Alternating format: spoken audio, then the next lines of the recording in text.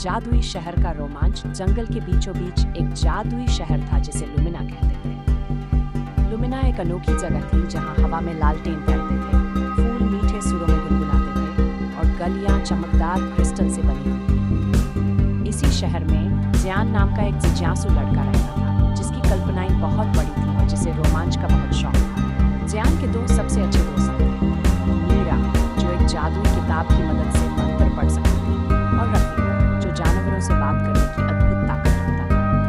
तीनों मिलकर लुमिना के हर कोने की खोज करते थे, लेकिन एक चीज ने हमेशा उन्हें हैरान किया। शहर के किनारे एक विशाल सुनहरा दरवाजा था। यह दरवाजा रहस्यमयी चिन्हों से ढका हुआ था और चांद की रोशनी में चमकता था। लुमिना में किसी को नहीं पता था कि इस दरवाजे के पीछे क्या है और सब इसे खोलने से डरते थे। एक दिन जब तीनों दरवाजे के पास खेल रहे थे, ज़यान ने कुछ अजीब देखा। आसमान से रोशनी की एक छोटी सी चाबी तैरती हुई नीचे आई और उसके हाथ में आ गिरी। मीरा चौंक गई। ये तो चमत्कारी चाबी है। कहते हैं इसे सिर्फ एक सच्चे दिल वाला साहसी इंसान ही इस्तेमाल कर सकता है। ज़यान और उसके दोस्तों ने डर और उत्साह के साथ दरवाजा खोलने का फैसला किया।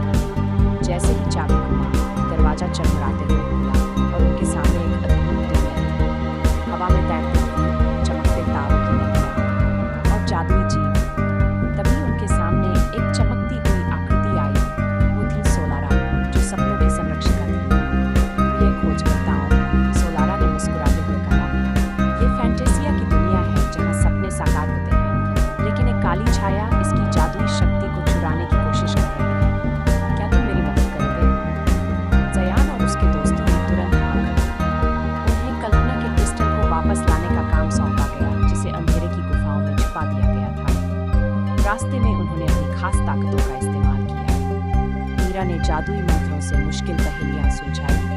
रफी ने एक भयंकर ड्रैगन से दोस्ती की जो उनकी मदद करने के लिए तैयार हो गया और ज़यान का साहस उन्हें सबसे अंधेरे रास्तों में भी आगे बढ़ने का हौसला देता रहा। आखिरकार उन्होंने क्रिस्टल को पाया जिसे एक छाया राक्षस ने घेरा हुआ था।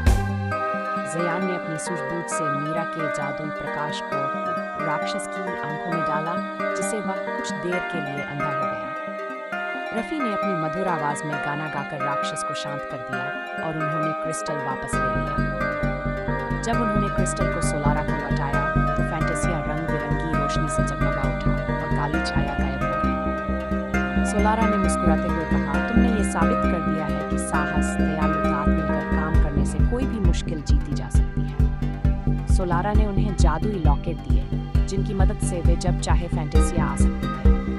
ज़यान, मीरा और रफी